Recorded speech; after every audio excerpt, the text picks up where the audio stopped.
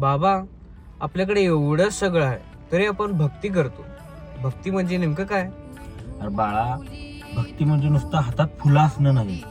भक्ती म्हणजे आपल्या मनामध्ये पावित्र्यपणा असणं. म्हणजे देवासाठी उपवास करणं, माळा देणे, परत आरती करणे, हे सगळं भक्ती नव्ह?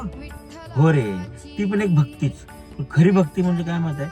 दुसऱ्याच्या आनंदात आपलं समाधान शोधणं आणि मनात कोणाचं वाईट न चिंतणं आणि जितकंही संकट येऊ दे त्या संकटात रामकृष्ण हरी म्हणत राहणं. म्हणजे देवासाठी फुलं नाही दिलं तरी चालतं? कसं असते, फुलं फुलवायची आपल्या मनात आणि प्रेम वाढवायचं आपल्या हृदयात. पांडुरंग आपली भावना बघतो, आपलं नैवेद्य नाही बघत. रामकृष्ण हरी. हा, म्हणून तुम्ही रोज रामकृष्ण हरी म्हणताय काय? हा, कारण देवाला रोज फुलं आणि आरती नाही लागत. देवाला लागते आपण मनापासून मारलेली एक हाक. भक्ती म्हणजे देवाला रोज आठवणं, शब्दात नव्हे तर वागण्यातून प्रकट होणं.